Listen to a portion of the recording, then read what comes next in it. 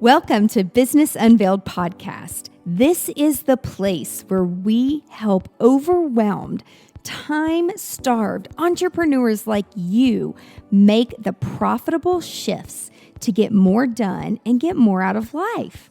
I'm your host, Angela Proffitt, award-winning 8-figure entrepreneur and CEO.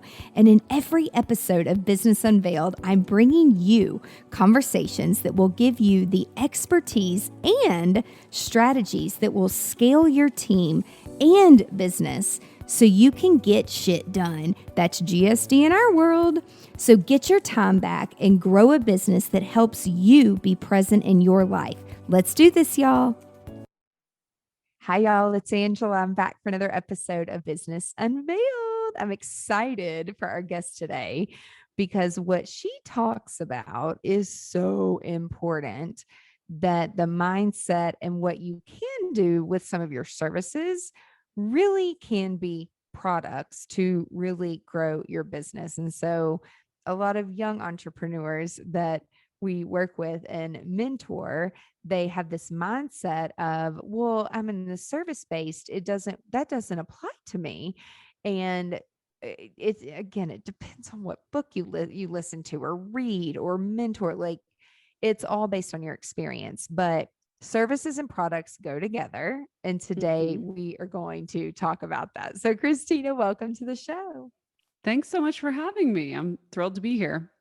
I'm so excited. Before we dive into some really good stuff, will you share a little bit about your background and how have you gotten around this mindset of, okay, a service is a product and this is how you can grow your business? Like, I would love for you to share your journey. Yeah, for sure. So the long story short is I got fully booked up and I raised my prices to as high as I legally could. And we can get into that story if you want, but I literally could not raise my prices anymore without being like in violation of a certain code of ethics for the profession I was in. So as a lawyer, and you can't have your like, you can't actually make your prices higher than is reasonable. And so that was the territory I was entering into. And I couldn't work with any more people. So I had to figure out a way, if I wanted to keep growing, I had to figure out a way to work with more people and productize my service instead of just keep raising my prices, work with, as many people as possible, which was also burning me out. So as a service provider, I think the number one thing I hear is, well, I'm just feeling really burnt out. I don't feel like working today. I don't feel like doing much of anything today. And the natural place to go is like, well, have you raised your prices? Are you fully booked out? Are you spending time on your own? And sometimes the answer is yes. Like, you have raised your prices as high as they can go. You have booked your calendar out in a way that's productive for you and your clients. And there's not much out where there's nowhere else for you to go at that point. And so I try to offer people a different solution to that. So that was the long story short, but like the nitty gritty of it is I graduated from law school. I bounced around. I tried a lot of different things in my 20s, as far as like teaching yoga and blogging and becoming a graphic designer and calligrapher and shooting some weddings. And so I tried a lot of different things. And so now I had this background as a lawyer and as a creative, and I was able to marry those things together. And I created my online store, which is called The Contract Shop. And then fast forward a couple of years, it runs on its own. And I'm able to do what I do now, which is help people to also turn their services into products in a similar way through an online storefront like I did. It's so awesome. And it really is out of the box from where just providing services, which is for a lot of people is trading money for time or trading time for money and trying to figure out how can you maximize your time. And there's only a few ways you can grow. It's like hire some people, take a percentage, or do something online. And how can you wash, rinse, repeat all of the knowledge? But I did not know that there was a legal, I guess, threshold of pricing. That is that just in the attorney space, or Yeah. is there a code of Yeah. like, how does So that work? I'm like, I didn't even know yeah. that that existed. Yeah, so I mean, it might be hard to believe depending on who you've worked with legally, but there is a code of ethics, and every state has adopted some version of that.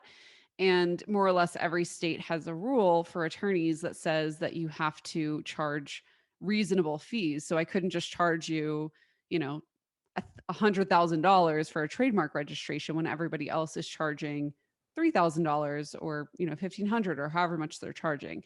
And so it started to get into the territory where, to make it worth my while, I was not at 100 grand, but I was like nearing the 10K mark, and that's just, it was getting a little uncomfortable in that space. And so I was worried about the professionalism aspect there, and I was also worried about making sure my clients were satisfied. And of course, maybe you guys have felt that mindset of like, well, they're paying a lot, I want to respect that investment. Are they getting their money's worth? And so I just internally had this battle going on, and so it made it not very worth it for me to continue in that way, in that line of work, when I could be also, at this point, by this point, my shop was making so much that like a $10,000 week wasn't, like, that wasn't as exciting to work with one client. I could just do that passively and not have to really do anything except for record a YouTube video here and there or whatever. So it just made more sense to jump full time into my product shop versus continuing to offer services. So, what was the first step that you took to figure out how to like create the products and then figure out the platform that you're going to do, and then, hooking up Stripe and PayPal and Venmo? There's like all these different things. It's like people think course creators that they just make a few videos and like put them online. And I'm like, oh no, it's Right. like a 8 to 10 month process. Right. It's a lot of work. But but there's a payoff, right? So it's like you put the hard work in up front, or do you recommend like, building things one at a time, build one product, scale it, make sure it's working, and then listen to your audience and then add more things to the shop? Like, what are your recommendations for that? Yeah, for sure. So I jumped in, 2 feet ahead of myself.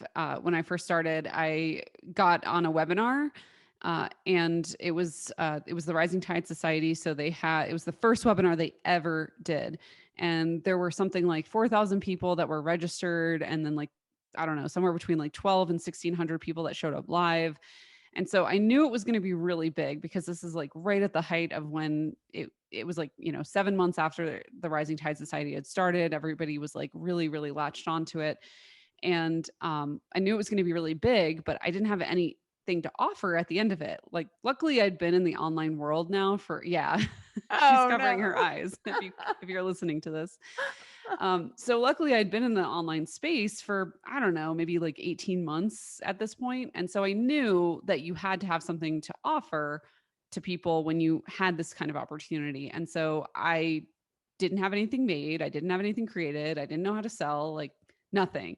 So that day, I don't know why I waited so long, because I knew this was going to happen, 2 months in advance. But that day I sat down, I made a Squarespace site. I got a bunch of products that I thought people would want, but wasn't for sure, like I didn't know for sure that they'd want that. So I just put everything up, and then I put a very critical phrase next to it, which was pre-sale, will be delivered within 30 days. Or actually, I think I put 14 days, because I was, super ambitious and whatever. And I was like, like probably, 5 people will buy this and I'll be fine. Like, I'll just make this over the next 2 weeks. It'll be great.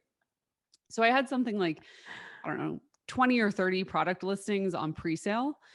So I go live, I do the webinar. It's called Contracts 101. I know, like super compelling, right? Like what a snooze fest. But I tried to make it fun for people. And I guess I made it fun enough, Yeah. because I pitched at the end of it, and it was the worst pitch you've ever heard. It was like, so the products, my name is Christina Scalera, my shop, and go to the URL and thank you. And like, that was literally the pitch. It was terrible. And, whatever, people still went to my website, which it was just called my name at the time. Now it's the contract shop, but they went there, they bought, because I was doing, a discount and all that, whatever. So on these pre-sale products, and we ended up selling about $3,700 worth of products. I know I way underpriced them too. They were only like $100. So we had like, I don't even know, like 50 to 100 orders come in really quickly and all that weekend. And so then I had to fulfill all that and I had no idea what I was doing. Um, it did give me a really good idea of what people wanted because, there were like 3 products that sold really well and then like 10 products that didn't sell at all. And then some that sold in the middle. And so it not only showed me what I needed to create, but it also forced me to be really efficient with my time because I only had 2 weeks to create these, dozen or so products. So that was a lot of work in those 2 weeks. And that's why I recommend now everybody say 30 days because a month Yep. gives you a little more time, especially if you need to hire or anything like that. But yeah, it was just like trial by fire and I got it up and that was the start of everything. And fortunately it worked out. That led to more speaking engagements and things like that. And so then the shop just started to get more and more popular. And but I don't want to like just very lazily say, oh, like that was all I had to do. Like I worked really hard because in my mindset, if I didn't have another event on the calendar, like another speaking event, another podcast, another JV webinar like that, everything was going to fall apart. Nobody would know my name in a month. Like this was it. That was my NFL career. So I had to constantly seek out those new opportunities. And I did that like relentlessly for about 3 years. And that was kind of where I hit a turning point and started going more passively into the shop. Do you think that, okay, so something really important that I want to point out that is so important that at first I was like, I would never do that. But I was at a conference over a decade ago and the people, it was all about writing a book. And so many people got up there and talked about how they pre-sold their books and they had not written a thing. They just did the cover. And I was just like, oh my God, these people are crazy. I would never do that. And then I go and finish something and then don't go about it the right way. And then no one bought anything. And then I was thought to myself, I'm like, there has to be something, this has to work. Like there has to be something about testing the water. I didn't know anything about data. I mean, there's so many analytical things like at our fingertips and people still don't use it. You should use it, guys. But it's like, putting the information out there, you knew that you could fulfill it, but like the whole sell it before you spend a whole weekend creating it is so brilliant and so genius. And then like the 30-day thing, like, yeah, I love that. It's a Yeah. And great tip. yeah. And it's always about framing it for their benefit because, people didn't want to wait even 14 days when I said that. And so it was like, well, how do I make this something that's actually a benefit to them and not like a con? And so they were able to wait 14 days because I said, and after the sale, it's not going to be on pre-sale anymore. It's going to be created and the prices are going to go up by $100. So not only are you getting it on sale, but you're also getting it at the pre-sale price on sale. Love So that. you're going to save about $250, buying today versus like in a month. And I wasn't lying. I actually did that. Yeah. We very quickly increased our prices from like $100, after all is said and done to like $250 in the shop and then $350 the year after. And now they've kind of held steady at around $450. So that was the process of pricing that out and just making sure that that was going to be a good fit for them. But I'm always a fan of like reframing a situation into the benefit of the customer.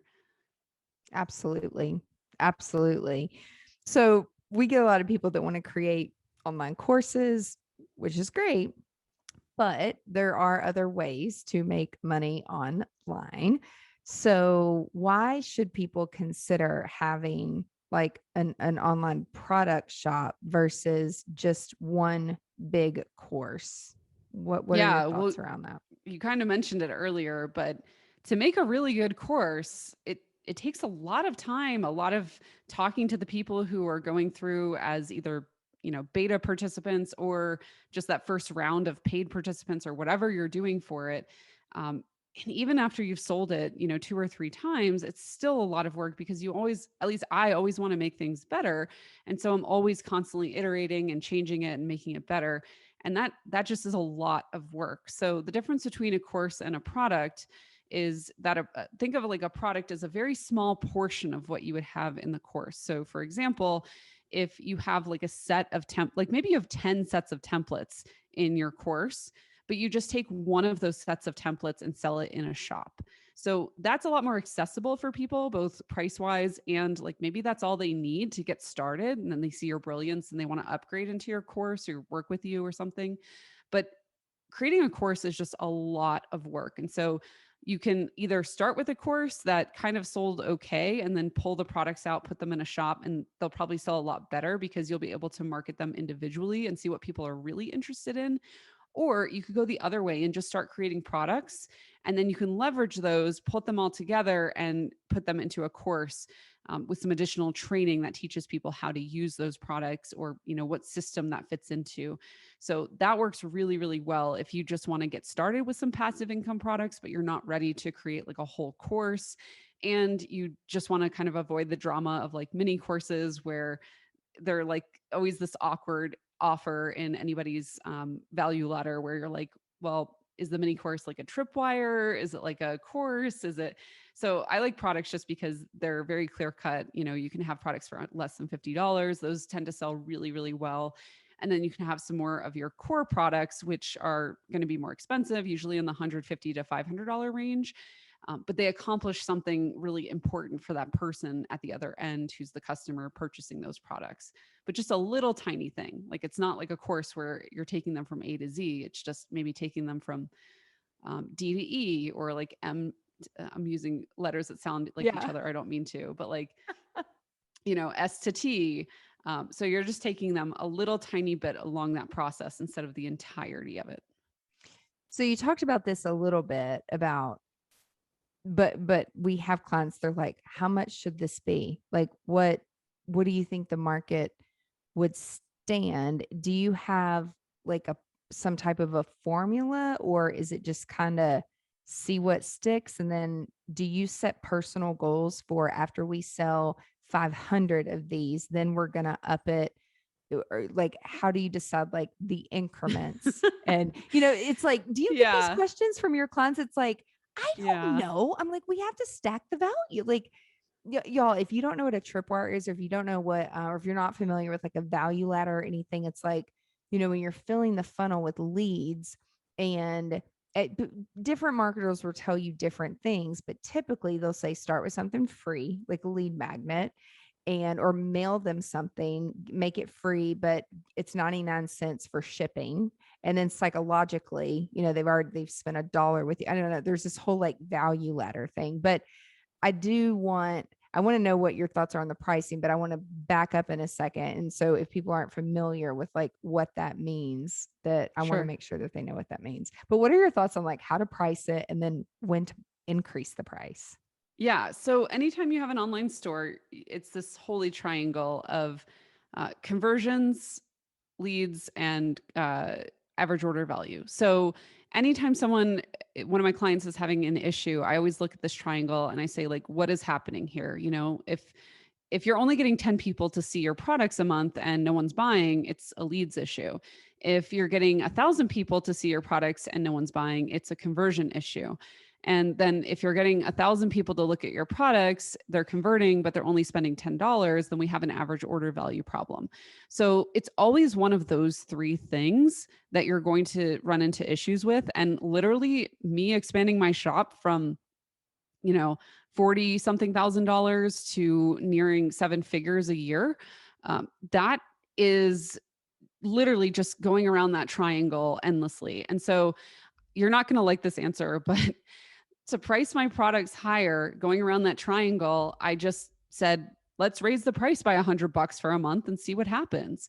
And every single time we did that, from the 100 to the 200 to the 250 to the 350, then to the 450, every single time we did that, we just made more money. And so our conversions went down a little bit every time, but then they picked back up a couple months into this experiment. And then I was really okay with it because every month we made more money and had to serve less customers, which is less customer support on the back end. So I was like, great, let's keep going. But there also is like a top end threshold. So we haven't broken the $500 barrier on our products yet, just because when I look at my mission is really to empower people to run their own businesses well and to know confidently that they can do that themselves. Whether that's, in my coaching business as someone helping people productize their service, or back in my shop, creating easy legal for people. So my mission is always to help them, and the ideal customer for that situation, they can't spend more than $500. Like, that starts to really stretch their budget. And so that's kind of where we've landed. We Yeah. probably could go higher, but so it's this mix of where do we want to be energetically, but then also, like, what will the market tolerate? Like, let's just experiment for a month and see what happens. Do our sales, drop to nothing and we don't make any money? Or, like I said, in my case, we made more money by having to do less work. So that was an easy win. Yeah, and again, sometimes it's like what works for you or me or one person may not work for another person. So it's like it does depend on like the audience, maybe a little bit about the industry, what the need is, what problem are you solving, and then backing up to the tripwire. Can you explain to people Yeah, for what sure, that sure. means? Yeah, so tripwires are typically products that are under, I mean, there's varying people that will say different things, but typically under $30. So these are kind of like, if they were on an end cap at a store, you would just grab them, throw them in your cart, like, wouldn't think twice about it, right? Like, if you guys have ever checked out at H&M, or I'm trying to think, like Zara or Nordstrom Sephora. rack. Yeah, like anything like that. They have these little kiosks right before you check out, and it's just literally, those are tripwires. So you guys are already used to them. But in the digital space, it's typically just something. So if you get something for free, instead of having a regular thank you page, we might have a tripwire page that is, the equivalent of the Sephora little kiosk that you have to wind around and see all the cute little things that you want to purchase, and then you end up throwing some in your basket. Again, we're going around this triangle. So all they're doing there is increasing your average order value. And you can do the same thing as someone who has her own digital business. Absolutely. So we all make mistakes. I know I've made a lot of mistakes in building landing pages and just in e-commerce. I mean, for a couple of years, like I thought I was like, oh, I'll just hire consultants to do it. And then they'll do it the right way, which I learned very quickly that everyone's knowledge is limited to their experience, but then they call themselves a consultant. And so my first experience in doing this back in 2013, I learned that there was no numbers or analytics, but I didn't know that until the next consultant came in and started asking me questions about reports and analytics. I'm like, huh? I don't know what you're talking. I didn't know to ask for that. Like, I don't know. Yeah. So it's just, I mean, things have grown so much more since then. And there are platforms that do make it more accessible and much easier than, 10 plus years ago. But what are some of the biggest mistakes that you see creatives making in this space? As far as creating their own products, Yeah. And putting them up online. Like, how should they start going about it? And then is yeah. it just pick a platform and watch a YouTube video and like do it? It's not that Yeah, I easy. mean, you're hitting on one that's a big one, which is, they keep waiting, or they keep thinking, after this client, after I clear my client roster, after I have more time, right? And like, when has that ever worked out in the history of anything ever? Never, because you'll always find time, or you'll always find ways to fill that time. So one thing that always stops people, or allegedly stops people, is time. And so I try to work with my clients to figure out where they do have time and why they're not prioritizing their shop, because that's a mindset issue. That's not actually a productivity or time issue. At least not in like 99% of cases. So if you have a chronic illness or something, it might actually be a time thing. But that's like the biggest mistake that people will make, is just thinking that this is something that they can kick down the road. And like, I hate to say I told you so, but I've been literally telling people they need to have products for, I don't even know, like 3 or 4 years now, where I'm like, you need to diversify your income. Like, it's not enough to just be a wedding planner. You can't just be like a photographer. You need to have a digital space to sell things. And everyone's like, yeah. Like, whatever. It worked for you. It wouldn't work for me. And then the pandemic happened and everybody was like, what do I do now? And I'm like, I don't know. I've been trying to, I was much nicer about it, but Yep. I was just like, like, I've been trying to tell you, like, we've had this ultimate, digital product download creation guide for 2 years now. And, so I've been trying to help you with this for a long time, but yeah, it's really about knowing how much space you have available on your calendar, knowing that you can only work with, let's say, 6 clients as your max, maybe like 6 full-time and like 3 part-time projects a month. And then allocating one of those client spots to building your shop or building your products, so that you do set aside time that you're working on that, where, that's, your time really is money then, because that was a client you could have been working with. And instead now it's your own store. So you better make the most of that time. So I think that's one of the ways that I could see people improving. And then we talked about pricing. So another big mistake I see is people who overprice their products to begin with. My naivete like totally saved me, because I underpriced my products. And like, in hindsight, I can, kind of kick myself and be like, wow, I really underpriced that first go. I should have, had it at $200. I would have made, $7,000 instead of 37 that weekend. But in hindsight, it also, or not necessarily in hindsight, but like watching my clients overprice products and then having to backtrack and then take the products down to a better price point that's a better fit for that audience.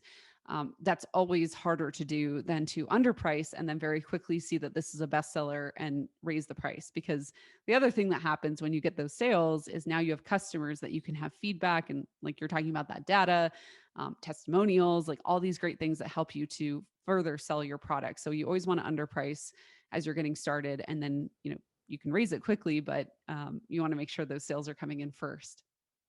Yeah, definitely. And then, so I know, again, I'm talking about myself here because it's like I didn't realize also too that you really do need to map an entire customer journey from Mm, like, if you want someone to like start at a starting point, like if they're completely cold, they have no idea what you do or how right. you can help them, but somehow they landed there, really mapping out what the funnel and what the customer journey is going to look like will save a lot of headaches. At least it did for me. Like, it took a few years for me to like take the time, exactly what you said, and treat myself as a client so that I would actually like make myself do it. And Hmm. so that's really important too. But from the consumer side, if they land on a landing page or your website or wherever your shop is, it can also be overwhelming for them if it's not mapped out correctly. And so how can we avoid that if we're going to start putting our services into products? Because I keep hearing like one landing page for one product because people get overwhelmed and then they buy nothing. So, what are your thoughts on that? Yeah, I don't know if I agree with the one landing page per product, especially if you do have lower, $50 type products. Like, people are used to shopping on very distracting sites like Amazon. So I think Yep. that doesn't exactly give people enough credit for what they're capable of. To me, it's more important that you have a compelling result from your products, because that will keep people on your page.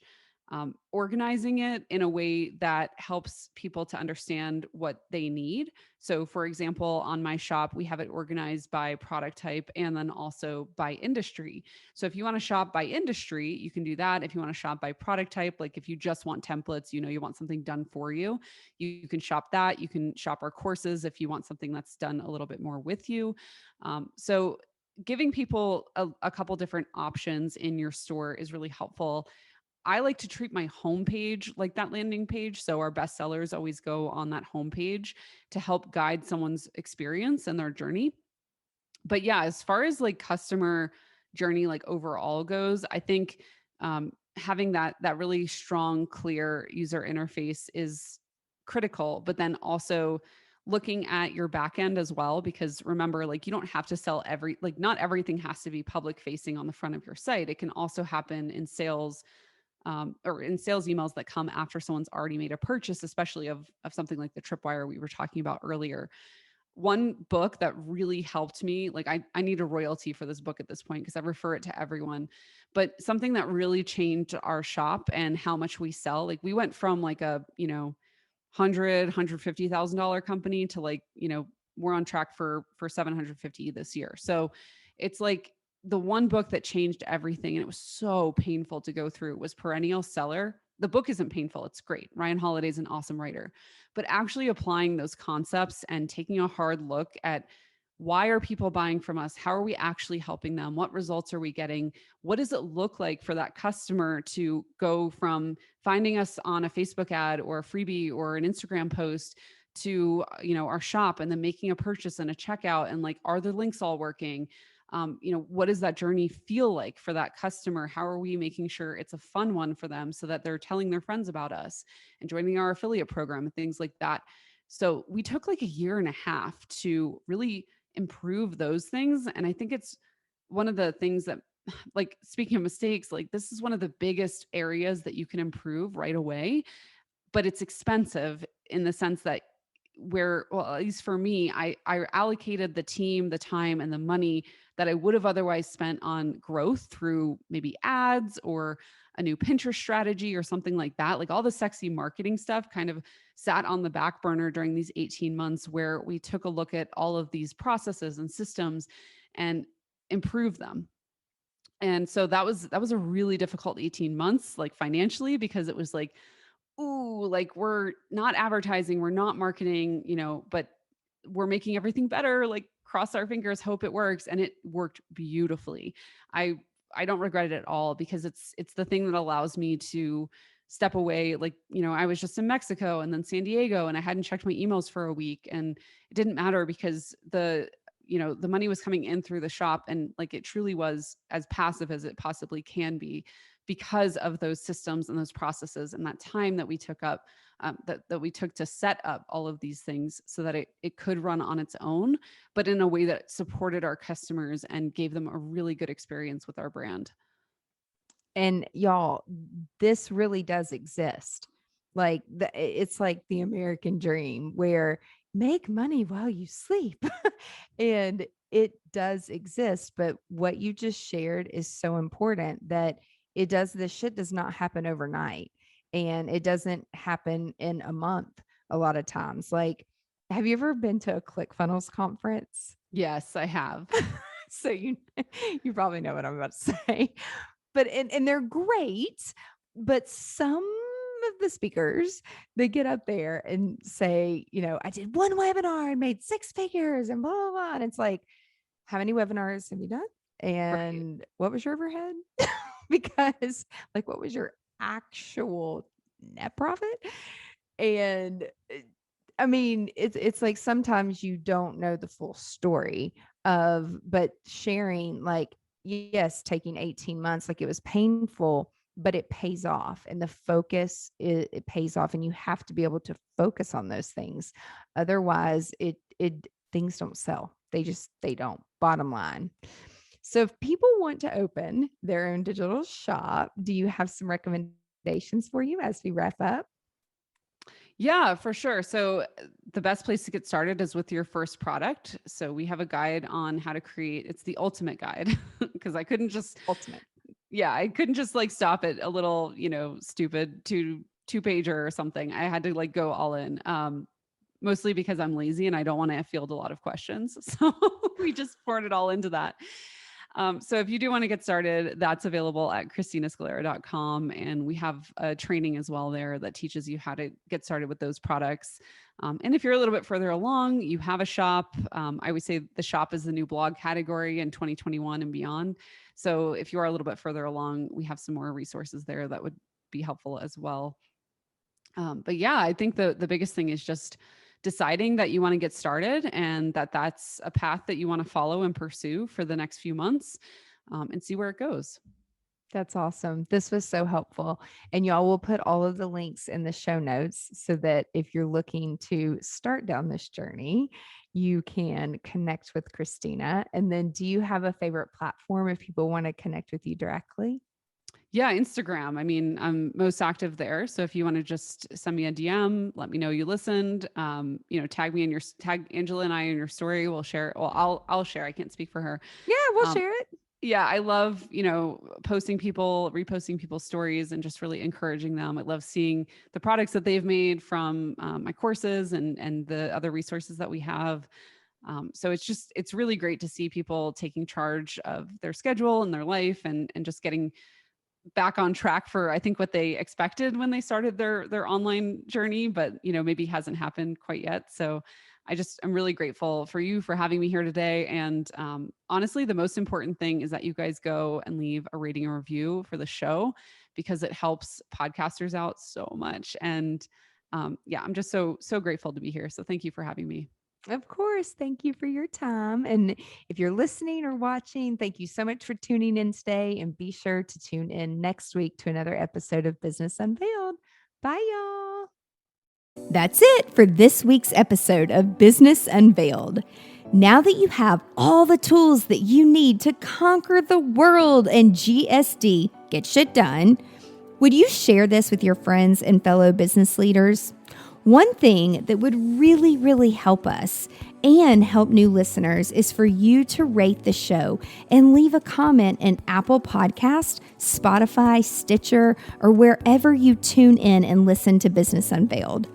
You can check out the show notes at angelaproffitt.com/podcast and link up with us on social media so you can share your biggest insights. And I want to know your aha moments. Until next week, remember, the profitable shifts and structures you're creating in your business help you be more present in your life. So get out there and GSD.